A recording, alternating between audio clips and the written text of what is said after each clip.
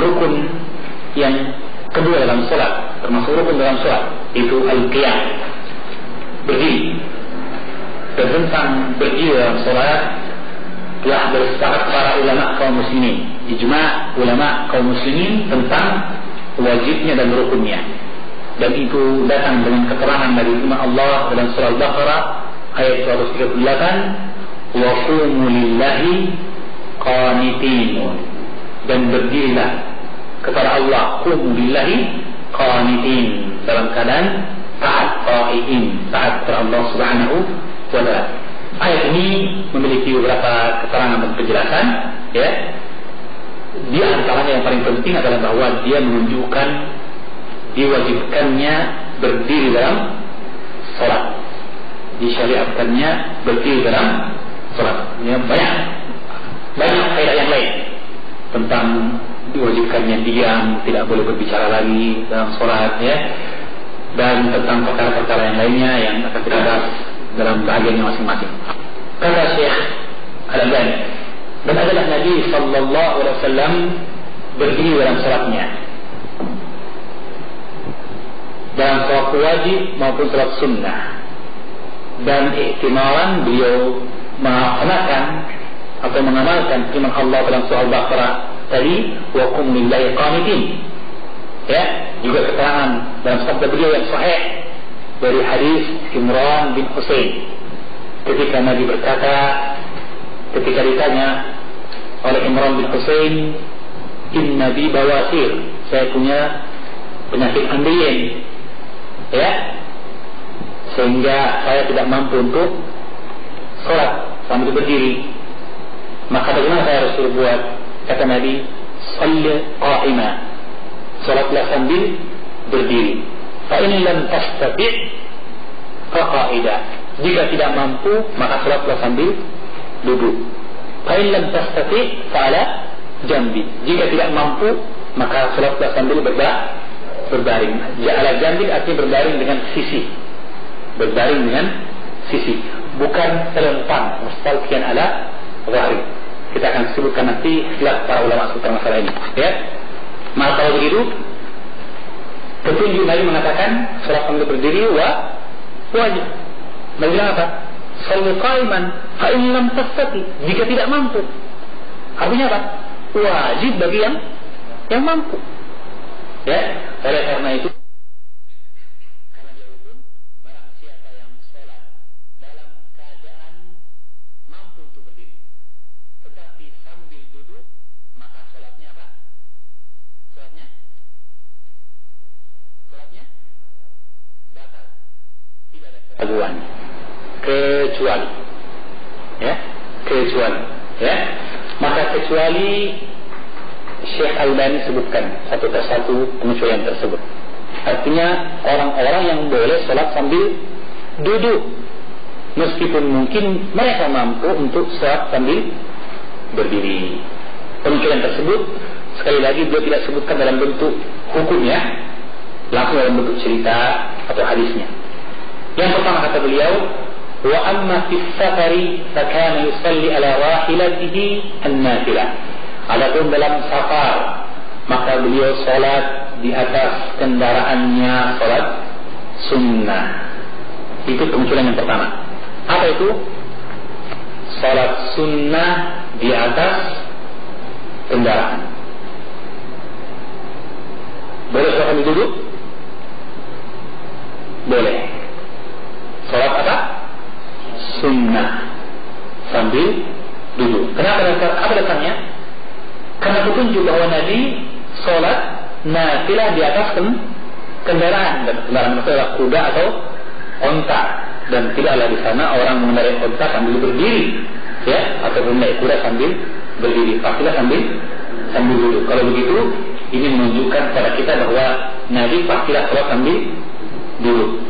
Di mana itu? Pada kendaraannya. Sholat apa itu? Nafilah, sholat sunnah. Ya, kenapa? Karena kita dapatkan dalam riwayat yang lain bahwa faida shallal fariidah nazala, jika Nabi salat wajib, apa yang dilakukan? Beliau turun dari kendaraannya. turun dari kendaraannya. Maka ini memberikan penyesuaian kepada kita bahwa sholat di atas kendaraan tadi ini sholat apa? Sunnah. Kalau sholat wajib turun. Yang wajibnya adalah ambil berdiri pula. Ya, kecuali kalau ada penyesuaian yang lain yang nanti disebutkan berurutan. Jadi yang pertama tadi apa? Yang dikecualikan. Saya ulangi sekali lagi. Berdiri dalam sholat hukumnya rukun. Artinya tidak sah sholat jika seseorang sholat sambil duduk padahal mampu untuk berdiri. Tidak sah sholatnya. Kecuali yang pertama, musafir sholat di atas kendaraan, sholat sunnah. Kenapa? Karena dari yang telah lalu dalam pembahasan sholat tidak menghadap ke kiblat. Ya, juga Allah mengatakan dalam Al-Quran itu yang berikutnya. Ya. Poin yang kedua, pengecualian yang kedua, yang boleh sambil duduk. Wa anna li ummatihi an yusallu fil khawfi syadid ala aqdamihim aw rukbanihim. Dan juga Nabi sallallahu alaihi wasallam telah memberikan contoh kepada umatnya untuk salat dalam keadaan ketakutan yang sangat. Telah kita bahas kemarin ketakutan yang dimaksud, baik ketakutan terhadap jiwa maupun ketakutan terhadap harta benda, baik takut terhadap musuh yang menyerang ataupun takut terhadap hewan buas yang menerkam. Jelas? Ya, semua bentuk ketakutan. Ya, bahwa Nabi telah memberikan contoh kepada umatnya dalam ketakutan yang sangat untuk salat ala aqdamihim, dengan kaki, artinya sambil berjalan atau berlari. Ada aqdam, salat di atas kaki maksudnya, ya. Aqdam, artinya sambil berjalan tentu ada takut, ya. Aw rukbanan, atau kendaraan, terpilah sambil duduk pula, ya. Dan itu adalah firman Allah Subhanahu wa taala dalam surah Al-Baqarah ayat 238. Wa hafizu 'ala as-salawati was-salati al-wusta, ya. 238 239. Wa hafizu 'ala as-salawati was-salati al-wusta wa qumu lillahi qanitin. Fa in khiftum farijalan aw rukbana fa idza amintum fadhkurullaha kama 'allamakum ma lam takunu ta'lamun. Allah berfirman, dan jagalah akan salat seluruhnya dan salat pertengahan. Apa salat pertengahan? Salat al-wusta, salat asar. Dalam hadis yang saya disebutkan dia salat asar, salat al-wusta, menunjukkan keutamaan salat asar dari salat yang lainnya, karena disebutkan dia khusus setelah penyebutan salat secara umum, ya. Wa qumu lillahi qanitin, dan berdirilah kepada Allah dengan taat. Fa in khiftum, jadi hukum asalnya berdiri dengan taat, artinya berdiri. Asalnya begitu. Lalu Allah mengatakan, fa in khiftum, dalam ayat yang lain, fa in khiftum, jika kalian takut, farijalan aw rukbana. Pernyataan jika menunjukkan adanya keringanan. Ya. Jadi hukum asalnya berdiri. Fa in khiftum, namun kalau jika kalian ketakutan farijalan aw rukbana, maka salat sambil berjalan maupun berkendaraan, ya. Berarti boleh sambil duduk. Fa idza amintum, adapun jika kalian telah aman, fadhkurullaha, maka sebutlah nama Allah dan salatlah kama 'allamakum, sebagaimana Allah mengajarkan kalian ma lam takunu ta'lamuna, apa yang belumlah kalian mengetahuinya. Jadi saya sekali jelas, ya. Pengecualian yang kedua dalam keadaan ketakutan, ya, tentara yang dalam pos penjagaan, ya, atau kemudian seseorang yang dikejar oleh gerombolan penjahat, ya, maka dia boleh melaksanakan salat meskipun salat wajib dalam hal ini. Kalau tadi musafir salat sunnah, ya. Kalau orang yang ketakutan seperti ini meskipun salat wajib juga boleh, ya. Wallahu a'lamu bissawab. Kemudian yang berikutnya, yang ketiga, kata Syekh, wa shalla an-nabi sallallahu alaihi wasallam fi maradi mautihi jalisan. Dan Nabi sallallahu alaihi wasallam salat dalam keadaan sakit ketika akan wafat, dalam atau sambil duduk. Jadi yang berikutnya adalah orang yang sakit. Jadi orang yang sakit pun boleh sholat sambil duduk. Boleh sholat sambil duduk. Lihat ini ya. Nah, untuk yang sakit, pertanyaan, apakah bagi orang yang sakit juga asalnya harus berdiri? Atau pada dasarnya boleh bagi mereka sholat sambil duduk meskipun mampu untuk berdiri? Di permasalahan sudah jelas ya, dipahami gambaran permasalahannya, yaitu seputar adanya petunjuk Nabi bahwa beliau sholat dalam keadaan mautihi, ketika dia sakit akan wafat, sholatnya sambil duduk, bukan berdiri. Nah, pertanyaan, apakah berdirinya Nabi, duduknya Nabi ini karena tidak mampu berdiri? Atau bahwa sesungguhnya dia petunjuk bagi orang yang sakit, meskipun dia mampu untuk berdiri, boleh sambil duduk. Ya, di sini ada khilaf di antara para ulama. Yang kuat dari petunjuk-petunjuk akan datang nantinya, bahwa sesungguhnya boleh bagi orang yang sakit sholat sambil duduk meskipun mampu untuk berdiri. Karena tentang Nabi Nabi tentang pahala orang yang sholat sambil duduk. Bahwa orang yang sholat sambil duduk dari hadis Imam Husain juga, salatu al-qaidi nisfu salatil qaim, kata Nabi. Sholat orang yang sambil duduk setengah pahala sholat orang yang sambil berdiri. Nah, maksudnya setengah pahala ini adalah orang yang dalam keadaan mampu untuk berdiri, tetapi dia memilih duduk, dia dalam keadaan sakit.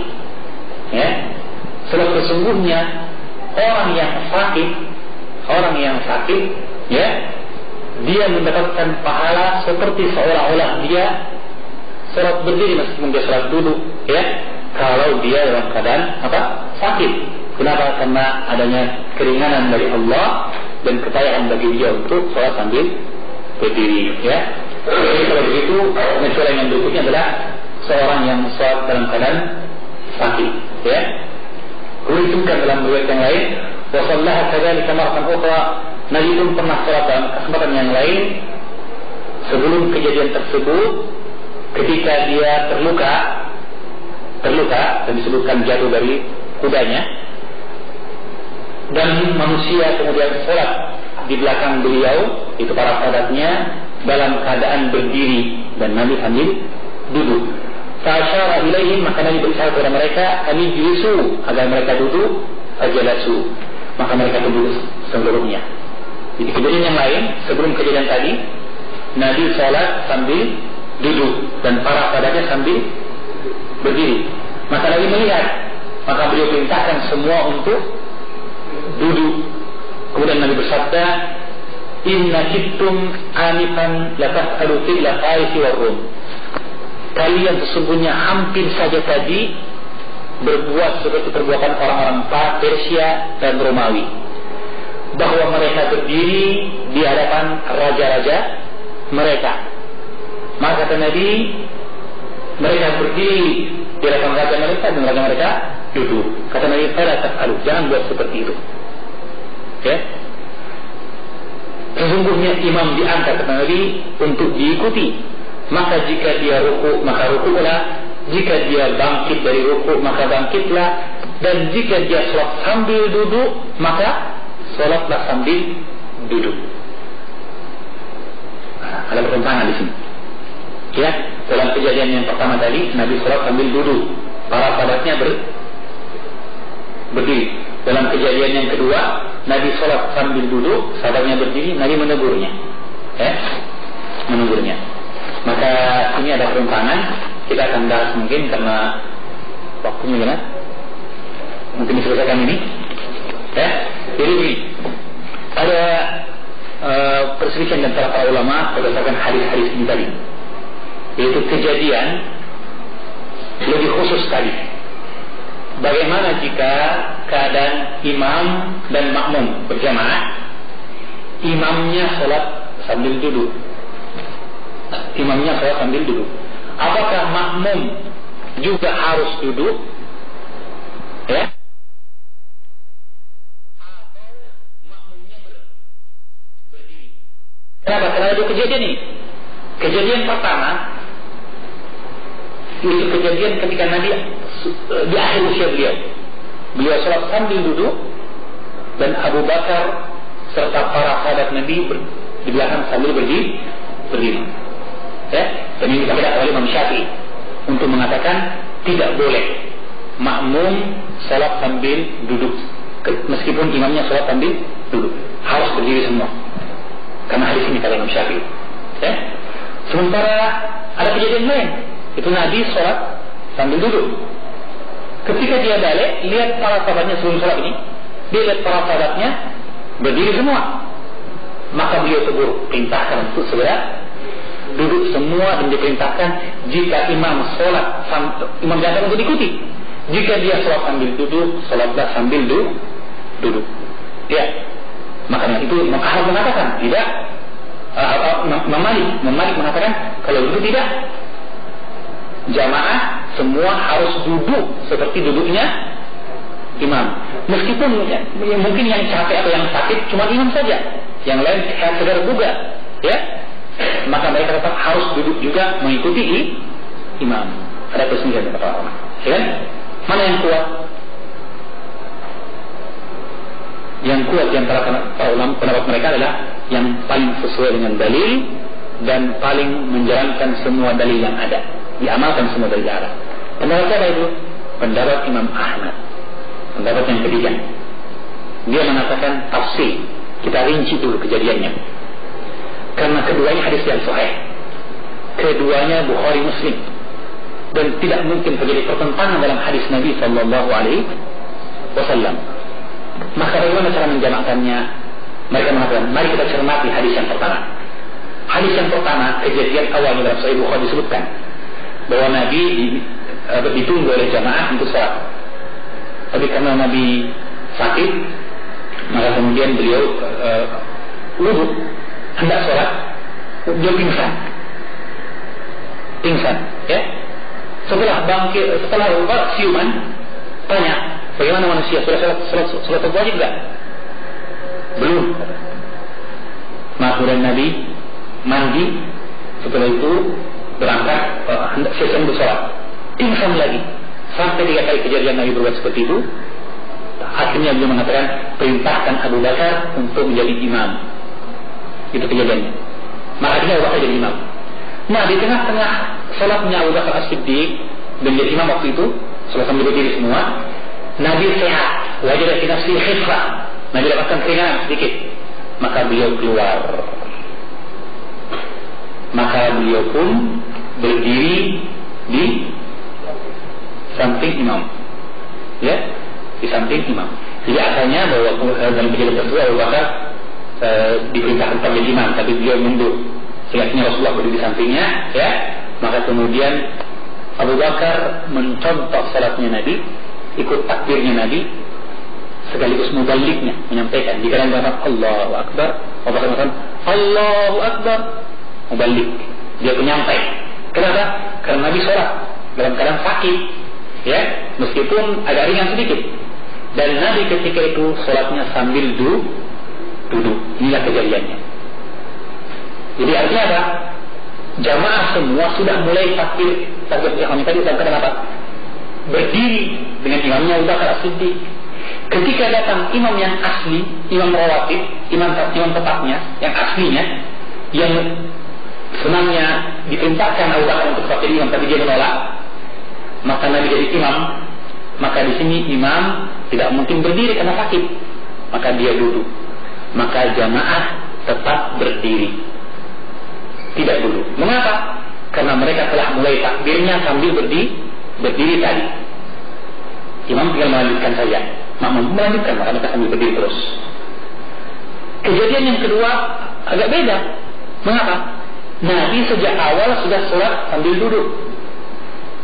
Mau takbiratul ihram, lihat orang semua sedang berdiri, kata Nabi, duduk semua.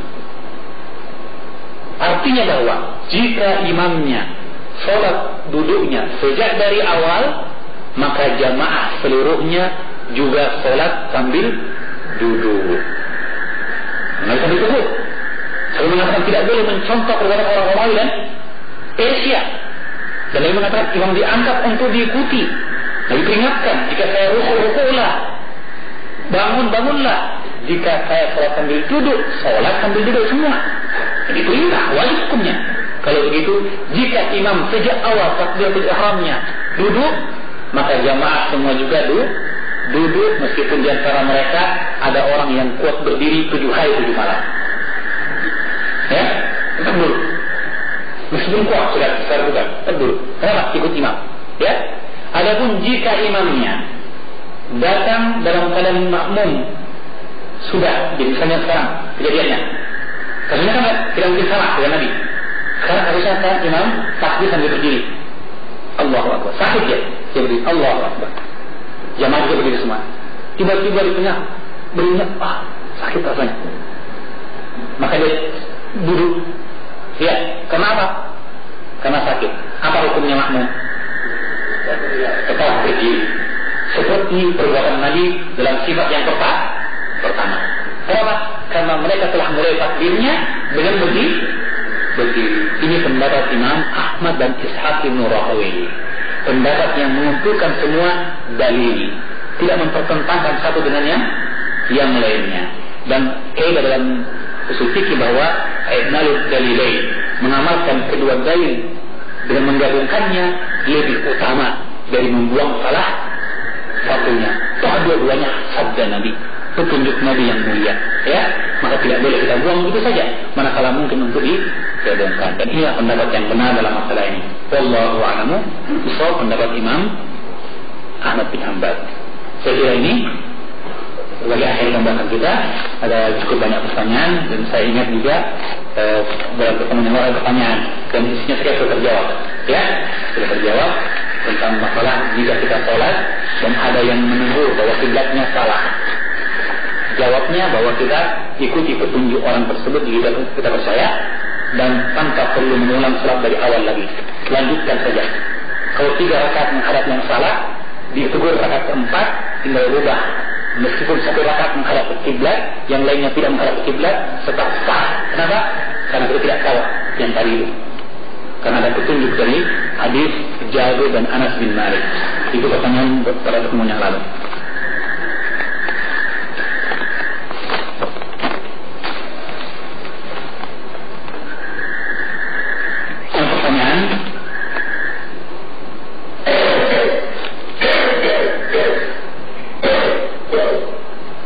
Pertanyaan sangat banyak, tetapi kalau saya lihat belum ada yang menyentuh masalah berdiri dan kiblat.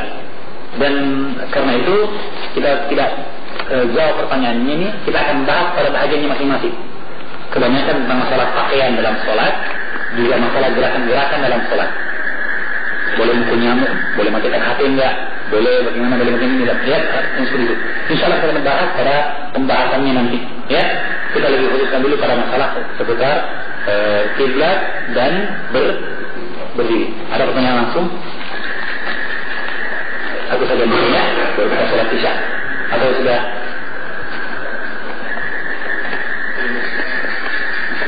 Ya, terlanjur kita terima satu saja ya, terlanjur. Mohon maaf pada jemaah. Singkat saja.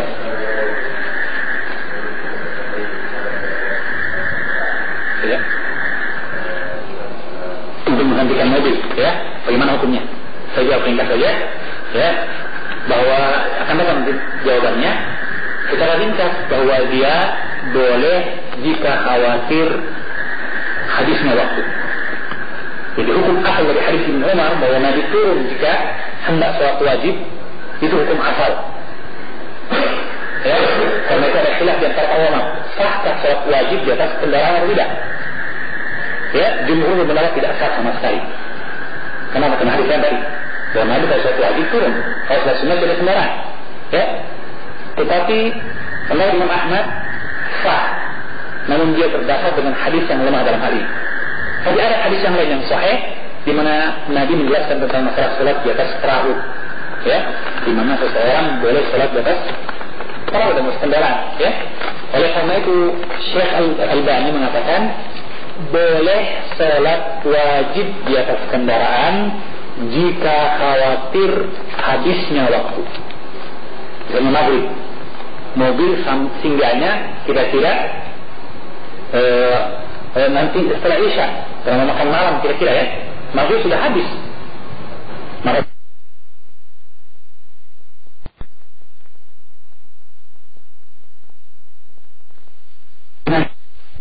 Maka dalam uraian tentang al-qiyam, tentang disyariatkannya berdiri dalam sholat.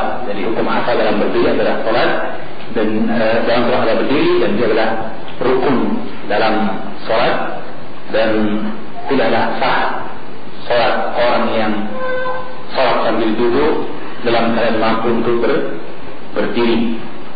Hanya saja telah dikecualikan beberapa perkara seperti yang disebutkan dahulu, yaitu sholat orang yang sunnah, sholat di atas kendaraan, dan sholat bagi orang yang dalam ketakutan. Nah, tentang sholat orang yang sakit telah kita uraikan dahulu bahwasanya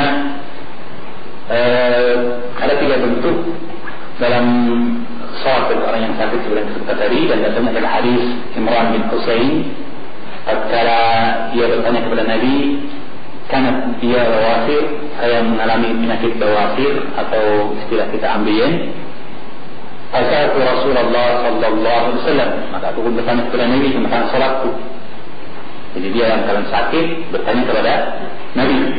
Maka Nabi sallallahu alaihi wasallam bersabda, "Shalli qa'iman, fa in lam tastati' fa qa'idan, fa in lam tastati' fa 'ala janbi." Salatlah sambil berdiri, jika tidak mampu maka sambil duduk, jika tidak mampu adalah sambil berbaring dengan sisi tubuh, fa 'ala janbi. Ya. Diambil dari hadis ini bahwa pada cara sholat orang yang sakit ada 3 bentuk tadi, yaitu berdiri, duduk, dan berbaring. Tentang berdiri, tentunya berdiri kita dapatkan keterangan yang menunjukkan bahwa dia adalah perkara yang afdal bagi orang yang sakit.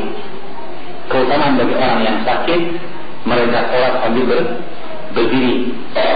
Jika betul-betul tidak mampu maka mereka boleh sholat sambil duduk.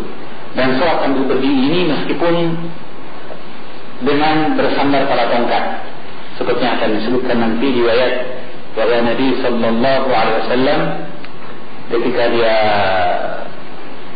tua maka dia sholat dengan bersandar pada tongkat, sholat bersandar pada sebuah tongkat. Maka ini menunjukkan kepada kita tentang diutamakannya sholat sambil berdiri. Kalau betul tidak mampu maka dia sholat sambil duduk. Jika tidak mampu maka dia sambil berbaring. Juga berkata Syekh Al-Albani, wa qala ayran, berkata pula Syekh Rasulullah, atau berkata pula Imran bin Husain, sa'altuhu sallallahu alaihi wasallam an salatul rajuli wa huwa qa'idun. Aku bertanya kepada Nabi tentang salat seseorang sambil duduk. Faqala, maka Nabi bersabda, man shalla qa'iman fahuwa afdal, wa man shalla qa'idan falahu nisfu ajri qa'imi, wa man shalla na'iman wa fi riwayatin muttaji'an falahu nisfu ajri qa'idi. Kata Imran bin Husain, aku juga bertanya kepada Nabi tentang salat seseorang sambil duduk. Maka Nabi menjawab, barang siapa salat sambil berdiri maka dia afdal. Ya, menunjukkan bahwa salat sambil berdiri itu utama. Adapun salat sambil duduk tentu saja berarti boleh. Cuman dia mahdzur, dikalah keutamaannya oleh orang yang salat sambil berdiri. Dan barang siapa salat sambil duduk kata Nabi, maka pahalanya setengah pahala salat orang yang berdiri.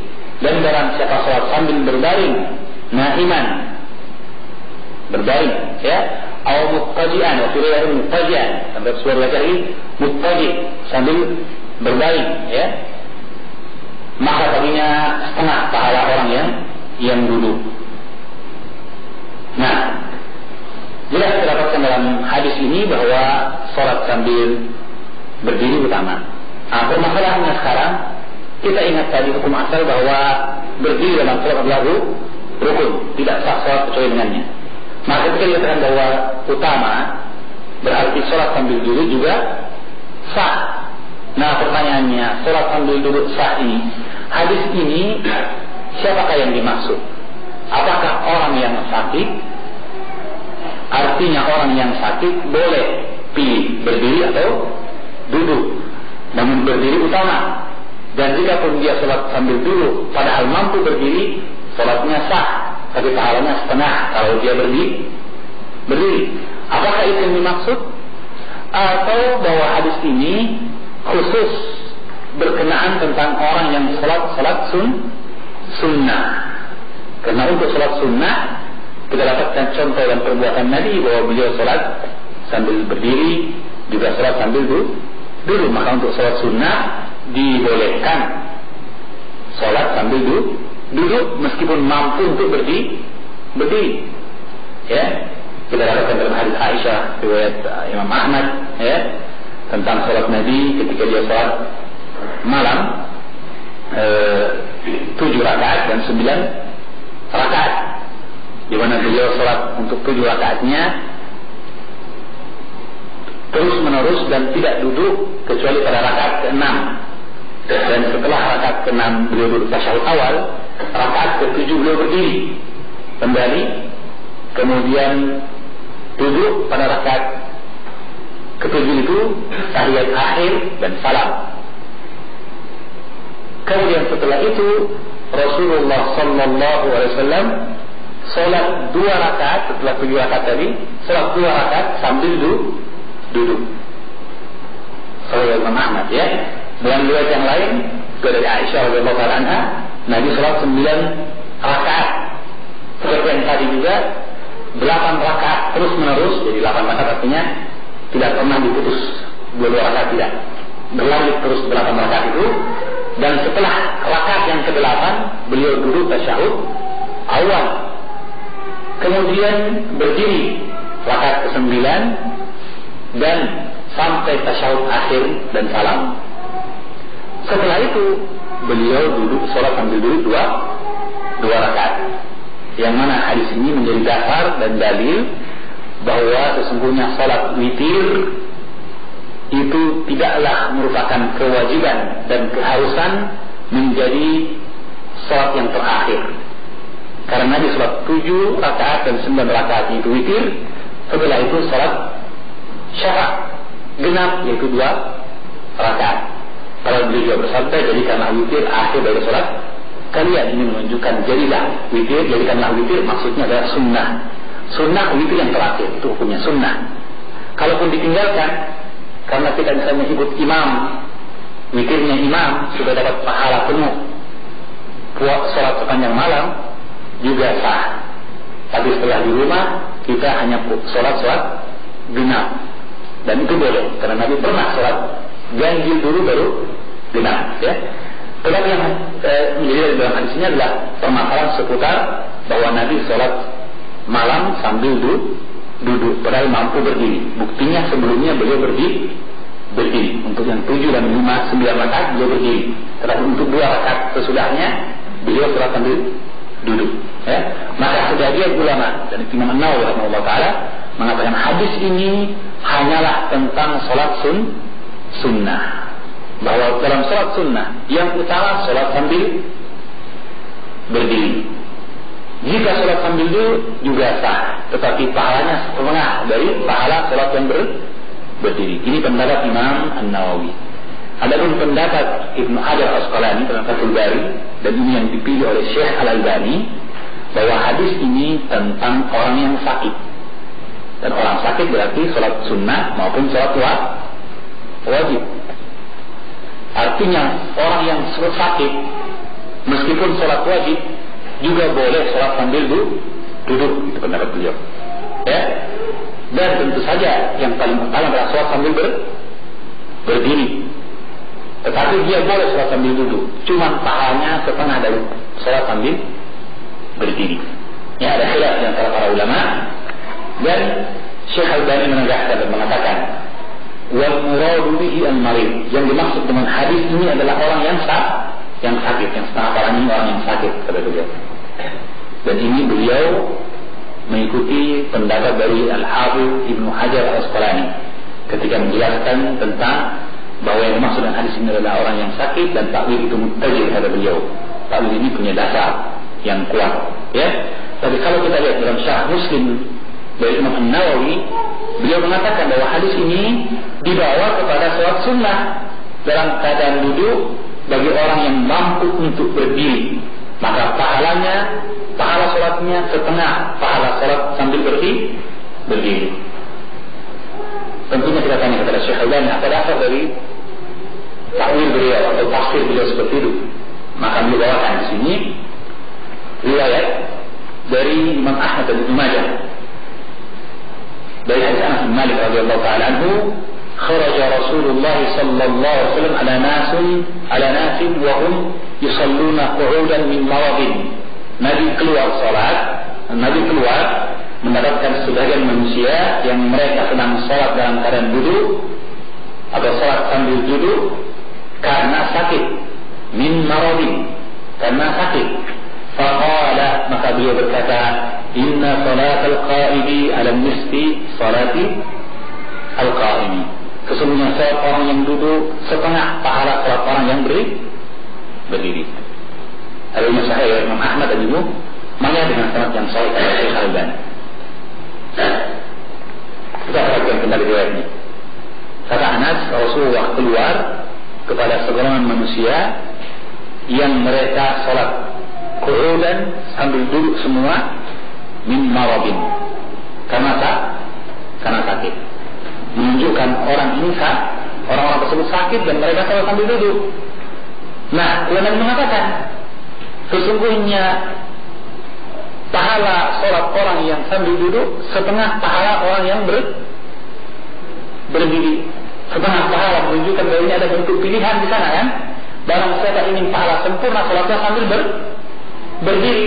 Barang siapa ingin mendapatkan setengah, maka sholatlah sambil duduk. Dan pilihan tidak akan mungkin diberikan kecuali bagi orang yang mungkin dan mampu untuk memilih. Maksudnya, orang yang disebutkan oleh Nabi tadi, diingatkan oleh Nabi bahwa pahala orang yang salat dulu itu setengah saja, orang-orang ini semuanya diarahkan oleh Nabi untuk mengambil yang utama. Dan tentu saja tidak mungkin diarahkan kepada perkara yang utama ini kalau mereka tidak bisa memilih. Artinya mereka memang tidak bisa berdiri lagi sholat. Seandainya mereka tidak mampu untuk sholat sambil berdiri, Nabi tidak akan sampaikan hadis ini. Yang artinya bahwa mereka pasti tidak akan mampu untuk berdiri, kan? Ya. Tapi ketika Nabi mengatakan bahwa kalau seandainya atau bahwa sholat sambil duduk setengah dari berdiri, tidaklah dorongan kepada mereka.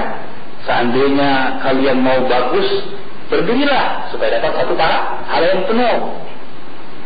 Dan tentunya itu penawaran bagi mereka. Tetapi karena mereka sakit, silakan pula memilih setengah jika menghendaki. Tapi itu berarti pilihan ketika mereka bisa memilih. Saya paham maksudnya. Artinya bahwa orang ini sakit tapi mampu berdiri, gitu. So kalau tidak bisa berdiri sama sekali, sepertinya tidak ada gunanya Nabi menyampaikan hal ini kepada mereka, karena mereka tahu tidak bisa meraih keutamaan itu. Tidak bisa, karena buktinya mereka sakit dan tidak bisa berdiri. Dan telah didapatkan keterangan bahwa sesungguhnya Allah Subhanahu wa Ta'ala telah menetapkan dan menuliskan, jika maridan abdu atau safara, jika seorang hamba itu sakit atau safar, maka dituliskan baginya pahalanya seperti mungkin memakan mungkinan sahih, seperti dalam keadaan dia mungkin tidak safar, dalam keadaan dia sehat. Artinya sudah menjadi ketentuan dari keterangan hadis ini bahwa orang yang sakit salat sambil duduk karena tidak bisa berdiri, pahalanya sama dengan salat sambil berdiri. Kenapa? Karena dia duduk, karena tidak berdaya lagi, tidak mampu. dituliskan oleh Allah pahalanya seperti ketika dia sehat. Demikian pula musafir, orang yang bepergian. Biasanya dia sholat sunnah dan sebagainya, tapi karena safar dan tentunya safar ya penuh dengan keadaan-keadaan yang menekan, ya karena Nabi safar atau minal adab, setengah dari adab, maka akhirnya dia tidak mampu melaksanakan sholat sunnah. Tapi sesungguhnya dituliskan baginya pahala sholat sunnah selama dia ketika di tempat kediamannya senantiasa melaksanakan sholat sunnah tersebut, maka dituliskan baginya pahala. Maka jelas dari hadis ini bahwa orang yang sholat, sekali lagi, orang yang sakit sholat sambil duduk karena tidak bisa berdiri, atau sholat sambil berbaring karena tidak bisa duduk maupun berdiri, dituliskan pahala seperti sholat orang yang berdiri. Itu sudah jelas. Nah, ketika Nabi menyatakan setengah pahala, ini menunjukkan orang-orang sakit tadi mampu untuk berdiri. Tapi karena sakit, mereka lebih memilih yang lebih ringan. Apa itu? Sambil duduk. Oh, boleh. Kan bisa ji. Kalau begitu mereka sambil duduk. Tapi sebenarnya kalau mereka berdiri, pahalanya penuh. Nah, ini pendapat dari Syekh Al-Albani wallahu a'lamu bis-shawab. Ya, dan ini wallahu a'lam bis-shawab, apa yang dipilih oleh Syekh ini pendapat yang kuat. Kenapa? Karena dasarnya ada, keterangannya kuat. Hadis ini, pendalilan dari hadis ini kuat dan sanadnya sahih kata beliau. Wallahu a'lam bis-shawab. Kemudian dalam riwayat yang lain, dalam sebuah hadis yang lain, riwayat Tabrani dan Al-Bazzar, disebutkan bahwa Nabi sallallahu alaihi wasallam ada maridah, menjenguk seorang yang sakit. Fara'ahu yusalli ala wisadatin. Maka ia melihat orang yang sakit ini salat di atas bantal. Fa'akhadaha warama biha. Maka Nabi mengambilnya dan membuang bantal tersebut. Fa'akhadha 'udan. Maka orang itu mengambil 'ud. 'Ud itu adalah bambu atau kayu. Ya, yang kalau kita mungkin palapa, ya, potongan bambu yang kemudian dijalin dan diatur, ya, kayak tikar dari bambu lah gitu ya, semacam itu, ya, tapi dia diatur sebagai alat atau lembaran yang dijadikan sebagai alat, ya. Maka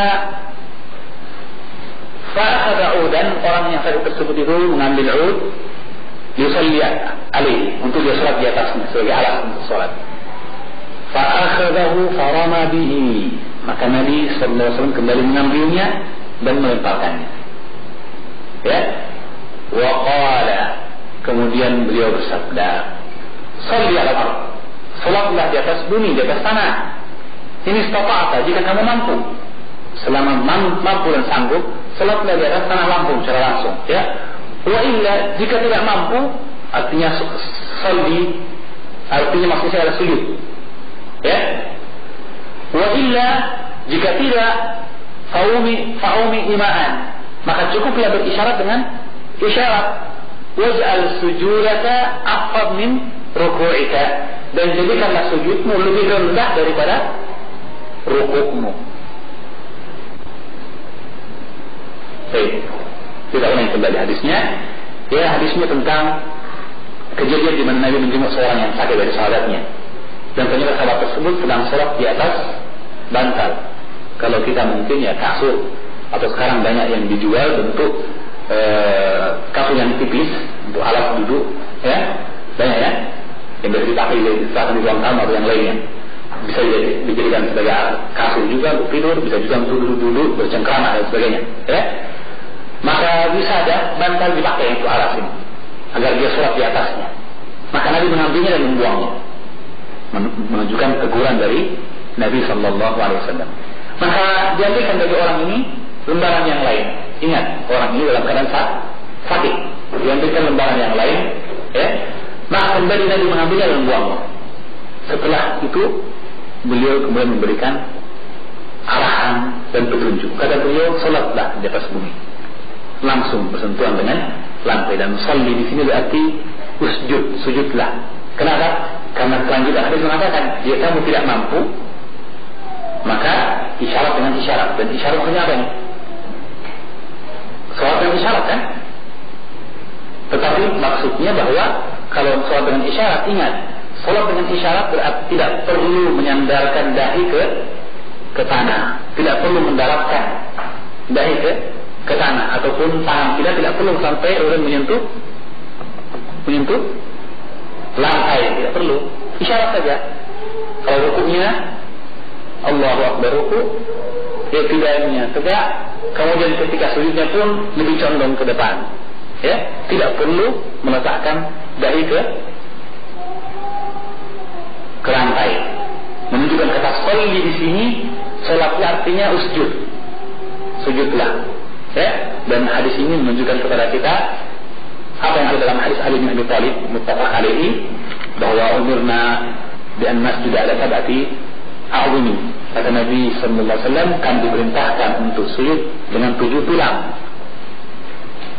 Al-jabha, kata Nabi, yaitu dengan dahi, wa syara biyadi ila al-anf. Tapi Nabi menunjuk kepada hidungnya. Kami diperintahkan, kata Nabi, untuk sujud dengan 7 tulang.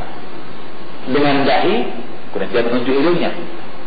Kemudian 2 telapak tangan, 2 lutut, dan atraful qadamain, dan 2 ujung-ujung kaki, telapak kaki, itu ini atraful qadamain. Ya. Maka ini hadisnya sahih muttafaq alaih dan menunjukkan kepada kita bahwa hukum asal sujud haruslah dengan ke-7 tulang tersebut, dan menunjukkan bahwa hidung dan dahi haruslah sejajar dan sama.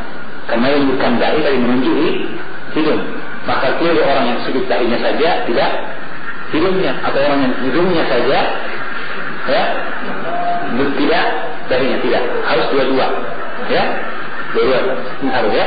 Tapi ingat, jika dalam keadaan sakit seperti ini, maka cukup dengan imaan, cukup dengan isyarat saja. Ya. Nah, dari perintah ini kita dapatkan bahwa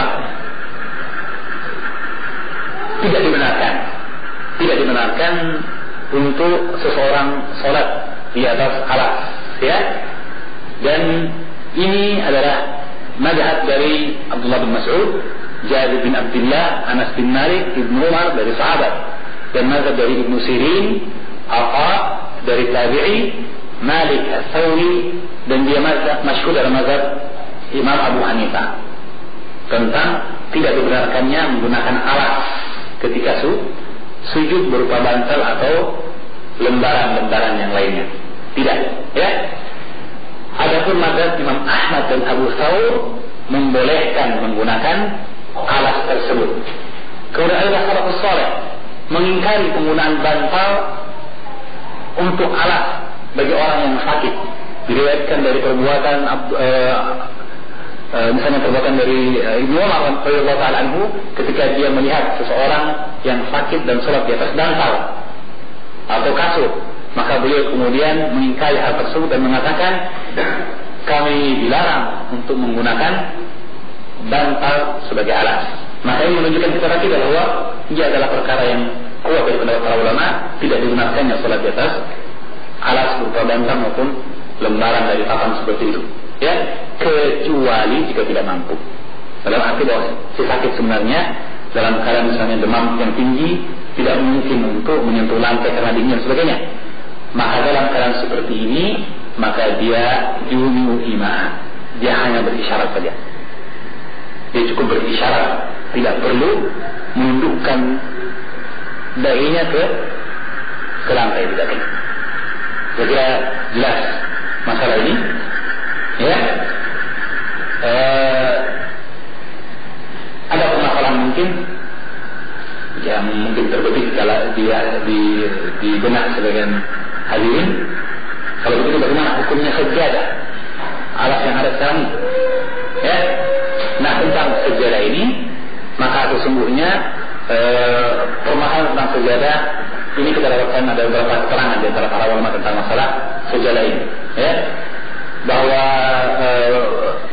hukum asal dalam masalah sajadah alas itu boleh, itu hukum asalnya. Kenapa? Nabi punya khumrah yang dia adalah tikar yang hanya bisa masuk di dalamnya kepala saja. Jadi tikar kecil istilahnya kita, yang Nabi yasjudu alaihi, sujud di atasnya jika dia sholat. Juga Nabi punya hasir, punya tikar yang lebih besar yang beliau sholat di atasnya. Dan Nabi SAW ketika datang ke rumah Anas bin Malik, ketika sholat di rumah Anas bin Malik, ya, dan sholat menjadi imam ketika itu dengan Anas di belakangnya, wa ajuzun khalfana kata Anas, dan seorang ajuz yaitu ibunya Ummu Sulaim di belakang Nabi ketika itu.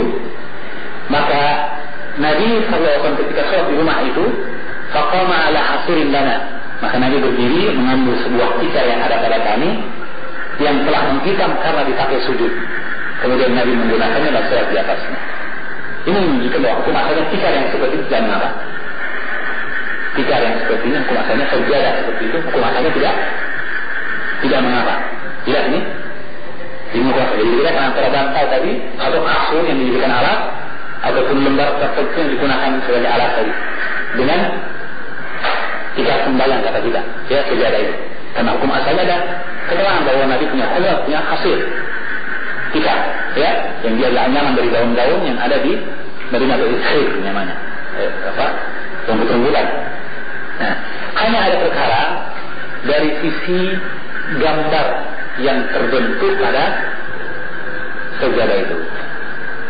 Nah, karena itu Syekh Ibnu Taimiyah rahimahullah taala dalam fatwanya tidak membolehkan, dia memerintahkan untuk menjauhi sajadah itu, yang khususnya yang punya gambar-gambar yang terang dan menyibukkan kata dia. Dia berdasar dengan keterangan Sahih riwayat Bukhari dari Aisyah ketika Nabi sholat dan di hadapannya ada tirai yang bergambar. Maka Nabi SAW keluar dari rumah tersebut dan mengatakan dan memberitakan kepada Aisyah untuk apa? Membuka tirai tersebut dan menjadikannya bantal. Karena kata Nabi, fa inna alhatni anifan an salati, karena dia melalaikan saya dari sholat, artinya mengganggu dari sholat. Tapi Nabi tidak sholat, hanya mengurangi konsentrasi, sehingga Nabi memerintahkan untuk memindahkannya. Kata Syekh Ibnu Taimiyah, ini dalil yang menunjukkan kepada kita bahwa sesuatu yang bisa mengganggu dan menghilangkan konsentrasi jauhkan, termasuk sejadah kalau dia mengganggu dan merusak. Ada pun fatwa dari Syekh Shalih bin Fauzan bin Abdul Fauzan, beliau mengatakan salat di atas sajadah meskipun bergambar seperti ini, kata beliau tidak sabi, tidak mengapa. Bahkan kata beliau mengatakan bahwa mengingkari pendapat para ulama atau sebagian orang yang mengatakan beliau, sebagian orang mengatakan tidak boleh karena dia mengganggu gambarnya. Kata beliau itu adalah perkara yang tidak benar. Sebab gambarnya gambar yang biasa, gambar yang adalah tidaklah begitu akan menarik pandangan kata beliau. Artinya dia menganggap itu perkara biar orang kalau sudah biasa tentunya menganggap sesuatu tidak menjadi masalah. Ya, maaf saja. Mungkin kalau istilah kita orang gunung saja misalnya yang belum pernah lihat sejadah akan terganggu sholatnya. Kenapa sajadah begini? Gambarnya apa ini? Ya. Ada orang sudah biasa sholat, ada jadi masalah, tidak mengganggu dia, ya, tidak mengganggu dia sholat tersebut. Sehingga kata Syekh, sejadah itu tidak mengganggu kata beliau. Walaupun sebagian orang mengatakan dia mengganggu, za'amu kata beliau, mereka menyangka itu mengganggu, tapi tidak. Sehingga yang itu Syekh Fauzan mengatakan tidak mengapa sholat dengan alat seperti ini. Dan itu amal yang kebanyakan kita dapatkan, ya, dari para ulama, ya, sekarang ini. Wallahu a'lam bishawab. Mungkin ada tidak mengapa sholat di atas sejadah seperti ini. Wallahu a'lam bishawab. Tetapi kalau kita ingin yang afdal, ingin yang utama, ingin yang lebih tenang, maka sholat di atas bumi, di atas lantai itu jauh lebih utama. Wallahu a'lam bishawab. Cuma masalah bahwa apakah dia mengganggu sholat atau tidak, oleh sebab itu ada khilaf di antara para ulama. Wallahu a'lam bishawab. Jadi kalau begitu, kalau kita sholat di atas sejadah, pilihlah sejadah yang tidak terlalu istilah orang norak mungkin, ya, terlalu menyolok, terlalu penuh dengan hiasan yang dikhawatirkan orang nanti hanya akan melihat hiasannya saja, ya, tidak lagi khusyuk memperhatikan salatnya kepada Allah Subhanahu wa ta'ala. Bukankah orang yang salat diperintahkan untuk melihat tempat sujudnya, ya? Jika tempat sujudnya penuh dengan pemandangan-pemandangan yang mengganggu penglihatannya, tentu itu akan merusak sholatnya atau mengulangi khusyuk dalam sholatnya, ya. Dan seorang hamba Allah tentu saja senantiasa berhasrat untuk mendapatkan khusyuk dalam sholatnya dan menghindarkan perkara-perkara yang bisa menyibukkannya dari sholatnya. Wallahu a'lam bishawab. Tetapi kita tidak bisa mengatakan bahwa setiap orang sholat bersejadah berarti jadi bid'ah dan sebagainya. Enggak. Wallahu a'lam bishawab. Ini yang perlu kita ingatkan tentang masalah ini. Ada pertanyaan mungkin dari jamaah?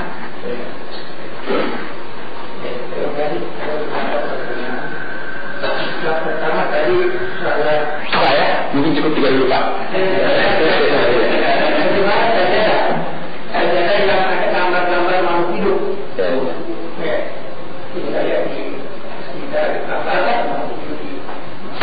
Pertanyaan yang bagus sekali. Jadi pertama permasalahan seputar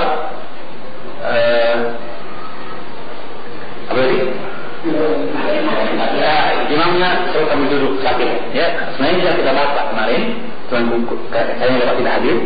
Jadi bahwa jika imamnya sakit, apakah makmum dan suruh kami duduk, apakah makmum mengikuti imam suruh kami duduk, atau mereka berdiri kerana mereka sehat?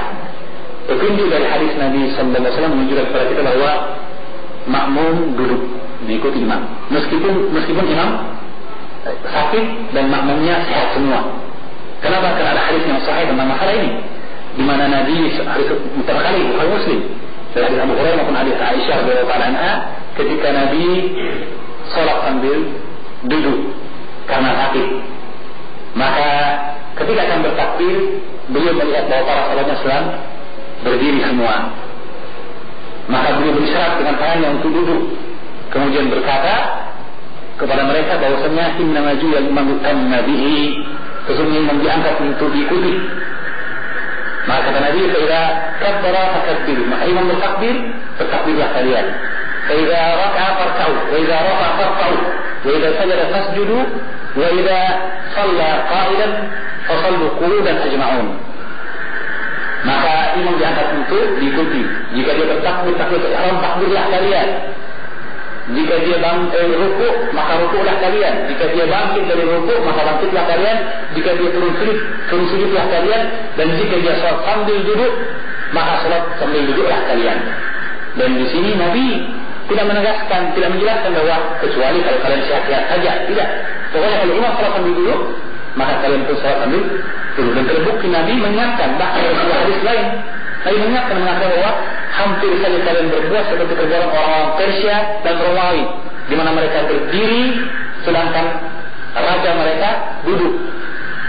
Maka ini menunjukkan kepada kita, jika imam salat sambil duduk, makmum salat sambil duduk juga. Adapun kejadian di mana Nabi pernah salat sambil duduk di akhir hayatnya, sedangkan para sahabat berdiri, itu kejadian yang lain. Hadisnya juga dari Bukhari Muslim, di mana asalnya imam adalah Abu Bakar As-Siddiq dan dia bertakbir pakai orang sambil berdiri. Kemudian jamaah juga tentunya sambil berdiri. Di tengah sholat, tiba-tiba Rasulullah sehat, merasa agak ringan, wajadat nafsi khifah, maka beliau keluar dan memimpin sholat. Maka beliau pun sholat sambil duduk karena tidak mampu berdiri. Maka Nabi duduk, tapi Abu Bakar di sampingnya berdiri, dan para sahabat di belakang Abu Bakar berdiri semua. Para ulama mengatakan dari pendapat yang kuat dari pendapat Imam Ahmad bahwa ini terjadi karena orang sudah terlanjur takbirnya berdiri semua. Adapun yang tadi imam takbirnya sambil duduk, maka makmum juga semua takbirnya sambil duduk. Adapun yang kedua tadi bahwa imam asalnya berdiri takbirnya tadi, tapi datang imam yang asli, imam rawatib yang dia sambil duduk karena sakit, maka yang lain terlanjur berdiri awalnya takbirnya berdiri terus. Termasuk rakaat kedua misalnya imam tetap duduk karena memang sakit, makmumnya semua termasuk Abu Bakar As-Siddiq berdiri juga tetap kembali. Bagaimana awalnya berdiri, takbirnya berdiri. Wallahu a'lam bishawab. Itu jawaban pertama. Kemudian yang kedua,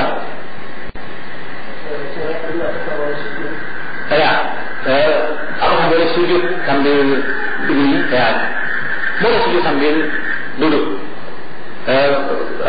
Orang sholat duduk, sujudnya boleh sujud ke kanan, ya, boleh sujud ke kanan. Tetapi bahwa ada keterangan juga yang menunjukkan kepada kita seperti hadis ini tadi, ya, bahwa dia yunima, dia berisyarat dengan isyarat saja, juga sah. Jika dia berisyarat dengan isyarat juga sah. Adapun jika dia sholat sambil sujud juga, itu boleh, karena Nabi dalam sholat sunnahnya dia sholat sambil duduk, ya. Kemudian ketika membaca sekian ayat maka beliau berdiri.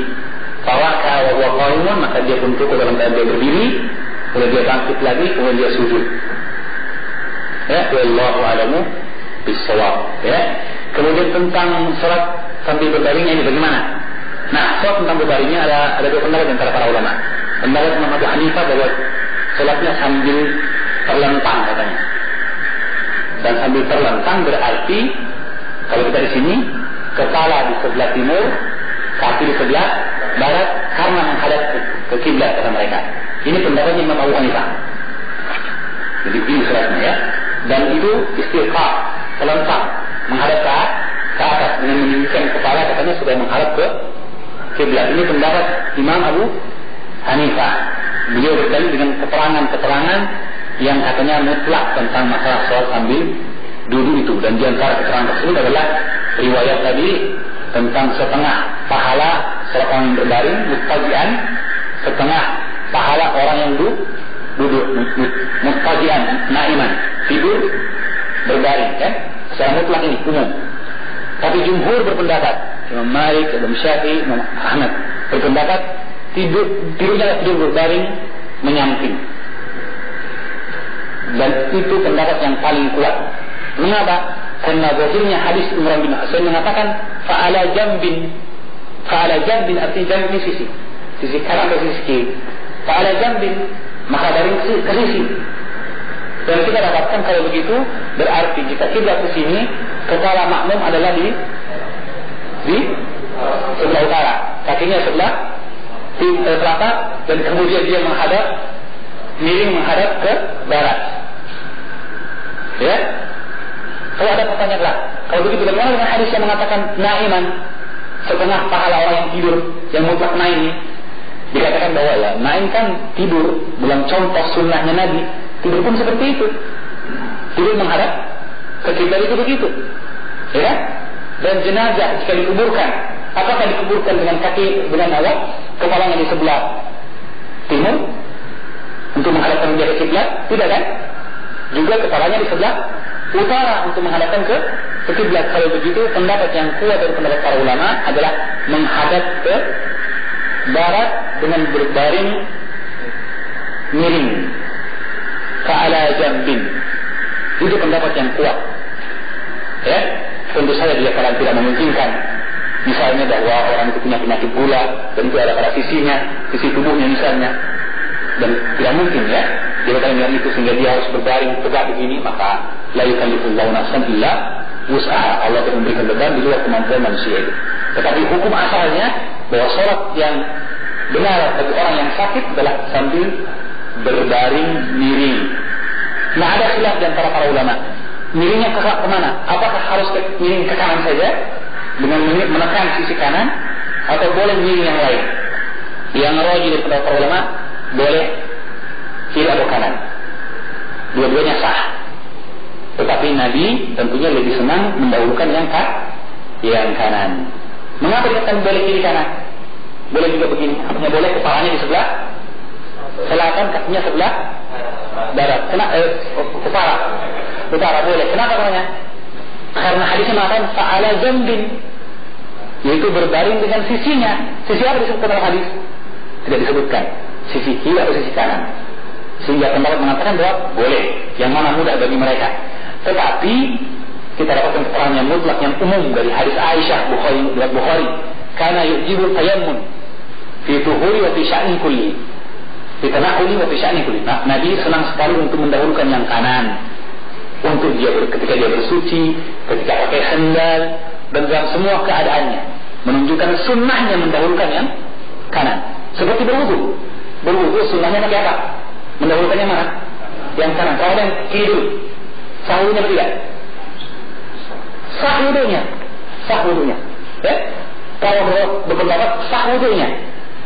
Kenapa? Karena hukum mendahulukan yang kanan itu sunnah. Yujibu tayammum.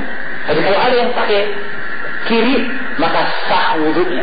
Tetapi menyelisih yang utama, menyelisih yang sunnah Nabi Sallallahu Alaihi Wasallam itu kan terlalu jauh dengan kanan. Tapi wudunya sah. Demikian pula hanya yang tadi. Jadi apa? Salatnya sah. Kalau dia berbaring dengan sisi kirinya, karena hadisnya mutlak. Fa'ala jambi, pakai berbaring dengan sisinya. Yang kiri tidak jadi masalah. Ya, wallahu a'lamu bis-shawab. Itu untuk berbaringnya, Pak. Dan yang terakhir, dia pakai gambar. Kalau dia gambarnya gambar hewan, maka Nabi mengatakan la tadkhulul malaikatu baitan fihi suratul kalb. Allah tidak termasuk ke dalam rumah yang ada gambarnya dan anjingnya. Jadi kalau begitu tidak boleh, Pak, pakai ada yang gambar orangnya itu. Kalau sampai ada seperti itu, tentunya kita dapatkan banyak sekali sajadah yang dijual dengan berbagai corak, ya kan? Maka kita mengancam sholat kita dengan menggunakan yang ada gambarnya itu. Mungkin ini permasalahan mungkin terjadi kalau misalnya orang sholat Id, Pak, ya. Sholat Id pakai alas orang saja. Yang Quran itu bergambar, orang tidak perhatian misalnya, dia tidak sempat bawa alas dari rumah untuk mengalasnya. Ini masalah jadinya, ya.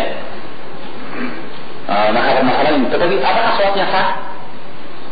Sah, tidak ada keraguan tentang sahnya sholat itu. Kenapa? Karena adanya gambar bukanlah pembatal sholat. Tidak batal wudunya, sempurna sholatnya, terpenuhi rukun dan kewajibannya, maka sholatnya sah. Tetapi ada dosa. Kenapa? Karena dia menggunakan sesuatu yang bergambar, yang dilarang oleh Nabi Sallallahu Alaihi Wasallam. Jika Nabi memerintahkan untuk memindahkan tirai yang ada gambarnya, apalagi tempat sujud, ya, gambar orang terbaru yang di situ ada gambar artis lagi, subhanallah, ya. Itu mengancam sholat kita kalau begitu namanya, ya kan? Walaupun salatnya sah, ingat salatnya sah, ya. Maka jangan lupa untuk menghindarkan perkara-perkara seperti itu. Wallahu a'lam bishawab. Yang terakhir untuk saya. Ini sebenarnya alat sejadah tadi. Berkali dia menggunakan sejadah bukan untuk sujud, tapi ada di beberapa kaki yang tidak sujud. Itu tidak rata. Yang penting ini seputar masalah bagaimana, apakah harus sejajar antara tangan kaki dengan dahi ketika sujud itu, atau boleh terjadi perselisihan di antaranya. Kalau dalam Islam tentunya yang tampak dari keterangan dari nas-nas yang ada bahwa tidak mengapa terjadinya perselisihan yang sedikit. Dalam artian bahwa Nabi tak punya khumrah yang dia hanya untuk kepalanya saja. Sebenarnya tidak. Ya? Maka dengan itu misalnya kena dingin yang sangat, sehingga seorang hanya mengalat bagian kakinya saja karena dingin, tapi kakinya tidak. Kita dapatkan keterangan dari para sahabat di mana mereka waktu panas sujud pada ujung lengan baju mereka. Jadi sujud dengan alas ini. Berarti lebih tinggi juga. Maksudnya untuk mencegah, untuk menahan panas, karena panasnya tanah ketika musim panas itu. Demikian pula kalau dingin sekali kita gunakan alat untuk melindungi itu tidak masalah. Beda kalau kaitannya dengan sholat di tempat yang lebih tinggi dari makmum lebih tinggi daripada imam, atau imam lebih tinggi daripada makmum. Ya, nah ini ada permasalahan, akan datang nanti permasalahannya dalam babnya bismillah. Jadi Allah alam bisawab, jika terjadi perbedaan seperti ini tidak ada masalah, perbedaannya sih yang ringan. Kenapa? Karena berdasarkan keterangan tadi. Adapun kalau dia memang dibuat sedemikian rupa supaya tidak terlalu rendah sujudnya atau apa, sehingga di depannya ada bangku kecil, kalau sujud tangannya di lantai tapi kepalanya di ini, maka ini tentunya suatu bentuk, ya, yang tidak ada contohnya dan bentuk bid'ah jika dilihat sebagai metode dalam ibadah tertentu. Wallahu a'lam bishawab. Saya tak berarti ya bid'ah.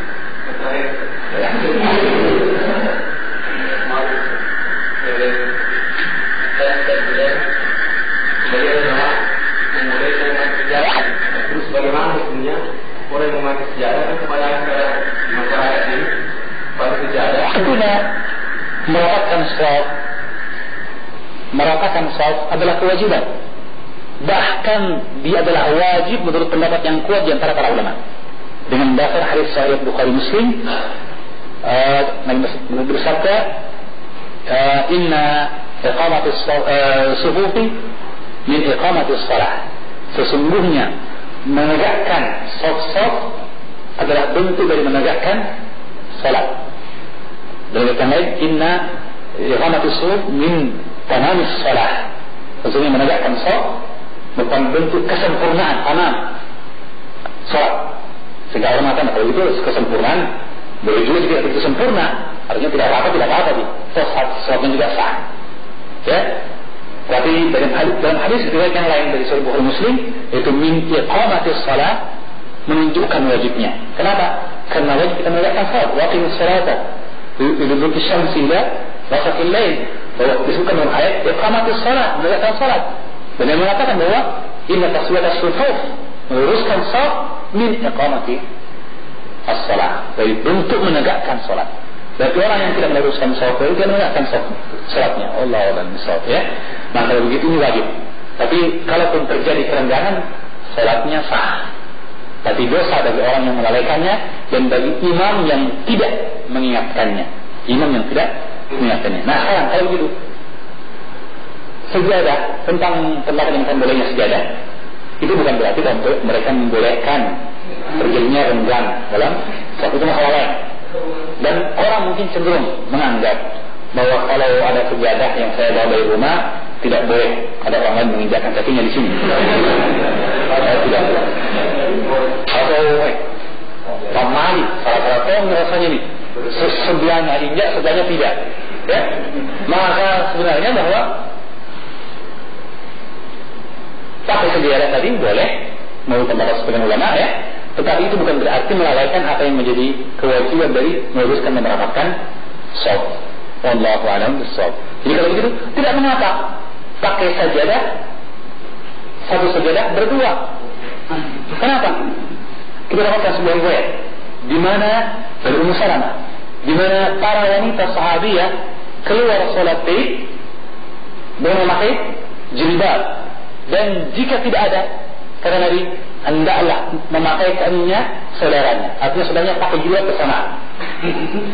Itu bisa ukhtaha, hendaklah saudaranya memakaikan dia jilbabnya bersamaan keluar rumah untuk menjaga aurat dan kemudian melaksanakan salat Id berjauh mendengarkan dakwah kaum muslimin. Subhanallah. Jika jilbab bisa seperti itu, apa harus sejadah?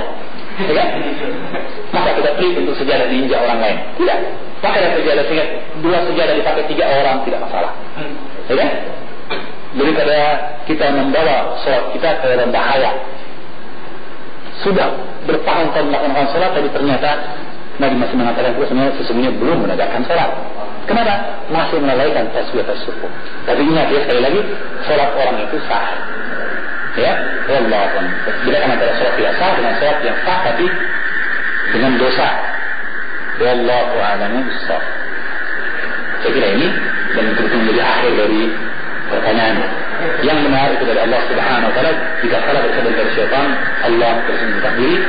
Semoga Allah mengampuni dan ikhwan memaklumi. Untuk mengetahui ini, subhanallahi wa bihamdihi, subhanallahi wa bihamdihi, la ilaha illa anta, astaghfiruka wa atubu ilaik. Wassalamu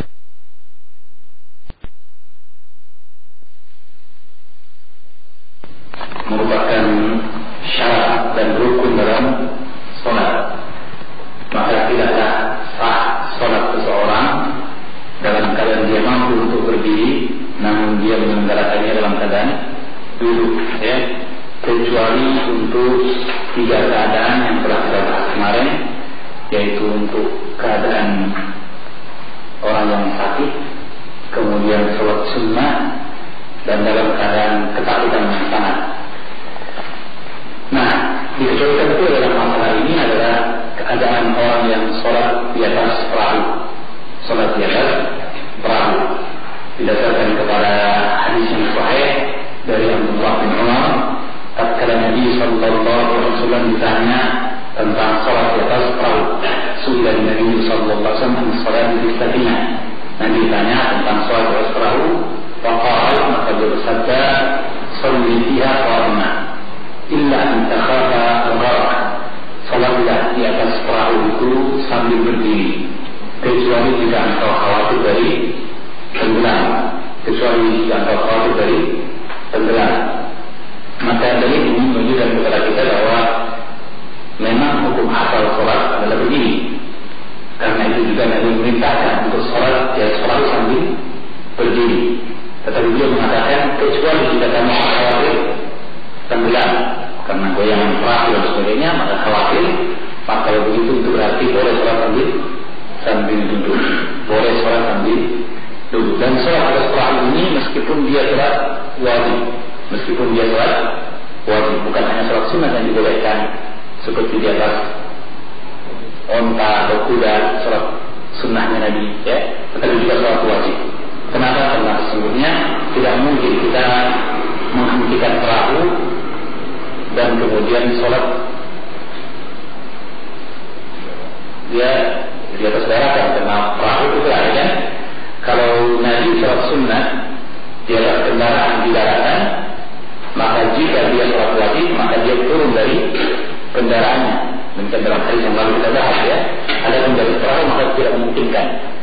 Dari perahu tidak memungkinkan. Kalau begitu maka dia sholat sambil duduk jika khawatir guncangan kendaraan yang ditumpanginya. Dan berlaku hukum perahu, hukum kereta api, kita kata Syekh Al-Albani, demikian pula tahirah, demikian pula pesawat terbang. Ya, sebenarnya ada khilaf di antara para ulama tentang sholat di atas kendaraan yang seperti perahu, kereta api maupun pesawat terbang. Apakah hukum asalnya boleh sambil duduk atau tidak boleh kecuali kalau khawatir goncangan pesawat atau kendaraan tersebut? Ya, maka jumhur berpendapat bahwa keterangan hadis Nabi, jumhur berpendapat bahwa boleh pada asalnya sambil duduk. Kebanyakan ulama berpendapat boleh sambil duduk meskipun pesawat dalam keadaan normal atau kapal tidak dalam keadaan mengarungi ombak yang besar, tenang saja. Jadi kalau secara seperti ini maka tetap boleh sambil duduk. Itu pendapat kebanyakan ulama, ya. Tetapi tentu saja kita kembalikan kepada keterangan Nabi Sallallahu Alaihi Wasallam karena itu yang paling beruntung dan paling berbahagia. Nah, jelas seperti Nabi mengatakan, "Sholli fi rafa'na", salat dari sana di tempat itu sambil berdiri, kecuali illa an takhafal gharq, kecuali kamu khawatir tenggelam. Ini menunjukkan bahwa sebenarnya tidak sah bagi orang yang aman dia untuk salat sambil berdiri, tetapi dia duduk. Kenapa? Karena Nabi membolehkan salat sambil duduk kalau khawatir jatuh. Adapun tidak, beliau perintahkan untuk berdiri. Seandainya tidak apa-apa sambil berdiri, meskipun sambil duduk meskipun mampu berdiri, Nabi akan bilang, ya, tafadhol, tidak mengapa. Salat dari situ sambil duduk. Tapi ini tidak, katakan salat sambil berdiri, kecuali, dan pengecualian menunjukkan keadaan khusus, bukan keadaan asal. Sehingga dengan demikian, pendapat yang kuat di antara para ulama bahwa hukum asal adalah sholat sambil berdiri juga. Ingat, ini jika mampu, ya. Seperti yang kita sebut tadi, perahunya dalam keadaan tenang, perahunya besar, seperti misalnya kampung dan yang lainnya, ya. Kemudian bahwa ombak tidak tinggi, kencang angin pun tidak, ya. Atau pesawat juga dalam keadaan tenang, ya. Nah, cuma pesawat agak sulit. Pesawat ini kita ini. Mengapa? Karena sulit mendapat tempat yang cukup untuk kita berdiri. Itu pertama. Kemudian yang kedua, kalau pesawat jalannya cepat, terbangnya cepat, sehingga boleh jadi sekarang dalam keadaan tenang. Tapi tiba-tiba di depan ada gumpalan awan yang jika ditembus terjadi goncangan pasti pada pesawat yang mungkin pesawat tidak siap sehingga dia jatuh terpelanting. Oleh karena itu untuk pesawat di sini keadaan agak sedikit lebih ringan. Wallahu a'lam bishawab. Keadaan agak sedikit lebih ringan. Artinya jika dia ini memang keadaan cerah dan tidak ada apa-apa, ya, maka tidak mengapa kita minta izin untuk sholat sambil berdiri. Karena kan memang di pesawat sendiri ada pengumuman di atas biasanya bahwa sudah aman untuk melepas, ya sabuk pengaman, tetapi kalau tetap dipakai juga tidak apa-apa, ya kan? Tapi intinya sudah aman, tapi aman. Cuaca agak bagus. Tapi kalau di hari cuaca maka ada keringanan, ya. Wallahu a'lam bishawab. Tetapi tentu saja yang memudahkan tempuh untuk pesawat. Adapun untuk kapal laut atau kereta api, maka dia jauh sedikit lebih tenang dibanding pesawat. Wallahu a'lam bishawab. Nah, ini menunjukkan kepada kita tentang keterangan sahnya sholat di atas perahu meskipun sholat wajib.